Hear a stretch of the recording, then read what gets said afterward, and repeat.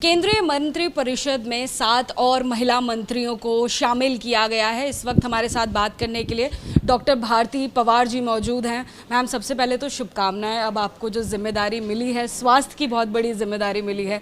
सबसे पहले तो अब कोरोना काल चल रहा है, चुनौतियाँ भी बहुत ज़्यादा बढ़ी हैं। आपका लक्ष्य क्या रहेगा? जी, पहले तो मैं सबका आभार व्यक्त करना चाहूँगी, मेरे क्षेत्र के मेरे सभी जिन्होंने मुझे आशीर्वाद देके यहाँ तक पहुँचाया है।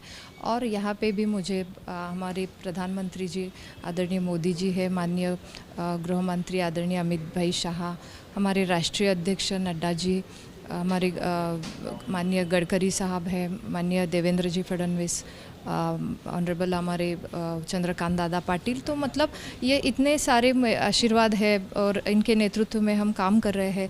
तो मुझे लगता है जिस दिन से ये कोविड का संकट पूरे देश पर पूरे जग में छाया, हमारे देश ने उसमें भी एक मोदी जी के नेतृत्व में जैसे ही कुछ फास्ट डिसीजन लिए गए और इसमें लॉकडाउन हो, अभी वैक्सीन की निर्मित हो कि जिसमें भारत ने एक अच्छा रिकॉर्ड बनाया है, फास्ट वैक्सीन भी बनाया और पहुंचाने की पूरी तरह से अच्छी तैयारी की कि जहां से मैं आती हूँ वहां तक, आज ग्रामीण के क्षेत्र में हो या शहरी क्षेत्र में हो, विभाग में हो, तो ये वैक्सीन भी पहुंच रहा है। तो मुझे लगता है फर्स्ट वेव के, सेकेंड वेव के हमारे कुछ चैलेंजेस अलग अलग रहे हैं, उस सब में केंद्र सरकार ने हमेशा ही एक बहुत ही बड़ी जिम्मेवारी से अच्छी भूमिका निभाई है। ज़रूर आगे सबका स्वास्थ्य अच्छा रहे और जो स्वस्थ भारत माननीय मोदी जी चाहते हैं, उसके लिए हम पूरी तरह एक टीम बन के काम करेंगे।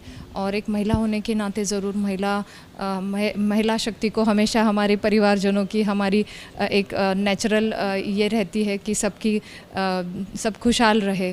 तो मुझे लगता है ये हमारा सौभाग्य है कि मैं जिस ट्राइबल विभाग से आती हूँ, मेरा क्षेत्र है, तो मुझे लगता है ये भी बड़ा सम्मान हुआ है हमारी जनजाति क्षेत्र से। और एक महिलाओं का सम्मान करना सिर्फ भाषण में नहीं तो कृति में हमारी भारतीय जनता पार्टी ने दिखाया है और हमेशा हमें प्रमोट किया है अच्छे कामों के लिए। ज़रूर बहुत ही एक डॉक्टर होने के नाते मैं पूरा जिम्मेवारी से मेरा दायित्व निभाने की पूरी तरह कोशिश करूँगी। मैम, लगता है कि सरकार की कहीं ना कहीं विफलता रही, इसलिए भी स्वास्थ्य मंत्री को बदला गया। कैबिनेट में कई फेरबदल जो हुए हैं उसमें स्वास्थ्य मंत्री को बदला गया है। तो राज्य अभी स्वास्थ्य मंत्रालय जब आप देख रही हैं, राज्य स्वास्थ्य मंत्री होते हुए आपका इस बारे में क्या कहना है? नहीं, मैं बिल्कुल ऐसा नहीं कहूँगी। बल्कि मैं तो कहूँगी कि इन्होंने जो चैलेंजेस में काम किए हैं, आज देख रहे हैं कि 2 साल में हमने जिस तरह से मतलब 70 सालों से जितनी हेल्थ सिस्टम पूरी खड़ी नहीं हुई, वो इन 2 सालों में खड़ी करने की पूरी तरह से कोशिश की। जहाँ तक मैं भी देखती हूँ कि जहाँ तक वेंटिलेटर्स नहीं थे, जो हमारे रूरल एरियाज़ में है, पेरीफेरी में है, तो वहाँ आज वेंटिलेटर्स की उपलब्धि की जा चुकी है। तो केंद्र सरकार ने पूरी तरह से ध्यान दे के इस 2 सालों में काम अच्छा ही किया है।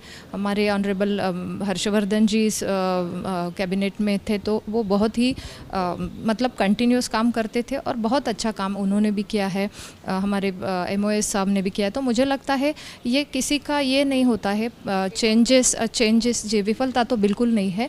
इतने अच्छे काम किए हैं कि उसका आज रिज़ल्ट भी अच्छा मिल रहा है कि वैक्सीन का प्रोडक्शन हो, वैक्सीन का वितरण हो, ये सब करने की जिम्मेवारी ठीक से बहुत अच्छे से निभाई है। मैं तो कहूँगी कि ये चेंजेस तो हर एक सरकार में होते हैं, हर एक गवर्नमेंट में होते रहते हैं, तो इसका मतलब ये नहीं है। तो मुझे लगता है कुछ अच्छे ये करने के लिए हर एक को बदल के ये करना पड़ता है। शायद एक डॉक्टर होने के नाते मुझे आज मौका मिला है, तो ऐसे नहीं है कि कल कोई नहीं, तो कोई भी यहाँ ये हो सकता है। और भारतीय जनता पार्टी में ऐसे काम करने के लिए हमेशा बढ़ावा देते हैं। तो मुझे लगता है ये हम पूरी लगन से काम करेंगे। आखिरी सवाल मैम, कोरोना की दूसरी लहर में देखा गया कि लोग ऑक्सीजन के लिए दर दर भटक रहे थे, हॉस्पिटल्स में ऑक्सीजन ख़त्म हो गई थी। महाराष्ट्र की भी हालत हमने देखी, दिल्ली की भी हमने हालत देखी कि कई अस्पतालों में ऑक्सीजन नहीं थी, लोग सड़कों पर घूम रहे थे। उस दिशा में आप किस तरीके से काम करेंगी, क्या आप कदम उठाने वाली हैं? नहीं, ज़रूर आपने जो कहा तो ये तो पूरे जग में ही संकट सामने आया। तो देश में तो हमारी इसका विचार किया जाए पूरा इंफ्रास्ट्रक्चर का, हेल्थ रिलेटेड, तो वो ही पहले से ही थोड़ा कम है, तो उसमें ज़्यादा हमें ध्यान रख के काम करना पड़ेगा। जहाँ तक सवाल उठा, फर्स्ट वे में चैलेंजेस अलग थे, उस टाइम सीरियस पेशेंट के अलग सिम्टम्स थे, लेकिन इस टाइम डायरेक्टली वो शिफ्ट हो गए oxygen, ventilator and that all emergency उसमें आ गई। तो मुझे लगता है इस चैलेंजेस को लेके हमें उसी टाइम वो करना है। लेकिन ऐसे होता है कि जहाँ हम डिमांड पिछली बार की ऑक्सीजन की कम रही होगी, तो वो अलग से एकदम आज मतलब 10 मेट्रिक टन का आज एकदम से 1000 मेट्रिक टन का डिमांड बढ़ गया है। सो ये बहुत ही चैलेंजिंग था और इस काम में तो हमें ज़्यादा ही ये करना पड़ेगा। तो मुझे लगता है हम ज़रूर जो चाहते हैं माननीय मोदी जी, तो उनके जो इच्छाएं हैं सबके लिए, सबका साथ, सबका विकास, सबका विश्वास, तो हम ज़रूर वो काम करेंगे। Thank you.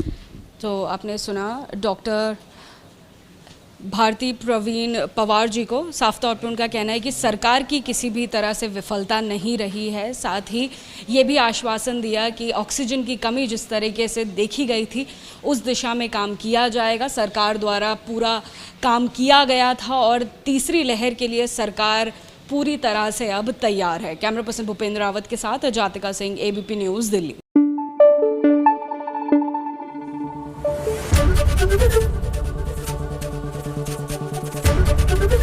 ABP न्यूज़ आपको रखे आगे।